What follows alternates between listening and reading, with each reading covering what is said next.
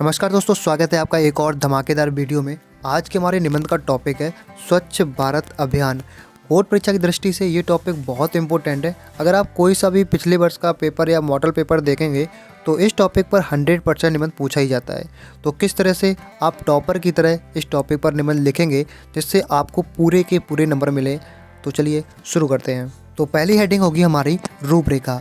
रूपरेखा में हम पूरे निबंध का आउटलाइन तैयार करते हैं, अर्थात हेडिंग लिखते हैं जो हम इस निबंध में प्रयोग करते हैं, जैसे प्रस्तावना, स्वच्छ भारत अभियान का परिचय, अभियान का उद्देश्य, स्वच्छता का महत्व एवं निष्कर्ष। अगली हेडिंग हमारी होगी प्रस्तावना। प्रस्तावना में हम लिखेंगे स्वच्छता मानव जीवन की मूल्य आवश्यकता है। स्वच्छ वातावरण न केवल हमारे स्वास्थ्य को सुरक्षित रखता है बल्कि समाज को सुंदर और व्यवस्थित भी बनाता है। गंदगी से अनेक बीमारियां फैलती हैं, इसलिए स्वच्छता पर विशेष ध्यान देना आवश्यक है। इसी उद्देश्य से भारत सरकार ने स्वच्छ भारत अभियान की शुरुआत की।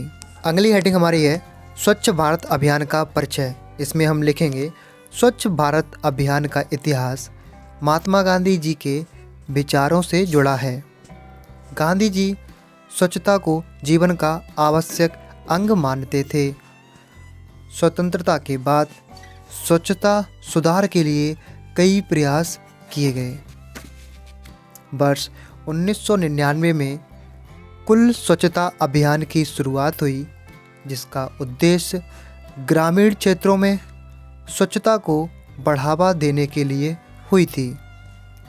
इन प्रयासों को आगे बढ़ाते हुए 2 अक्टूबर 2014 को महात्मा गांधी जी की जयंती पर प्रधानमंत्री नरेंद्र मोदी जी ने स्वच्छ भारत अभियान की शुरुआत की।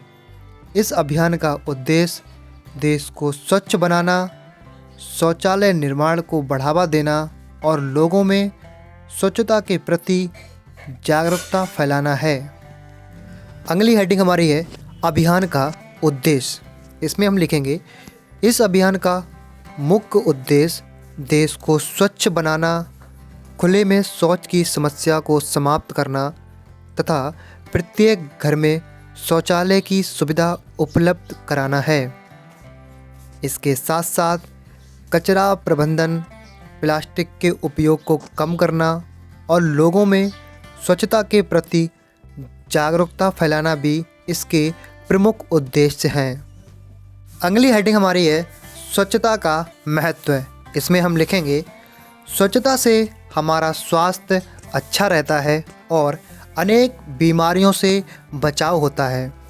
साफ और स्वच्छ वातावरण में रहने से मन प्रसन्न रहता है तथा मानसिक शांति मिलती है।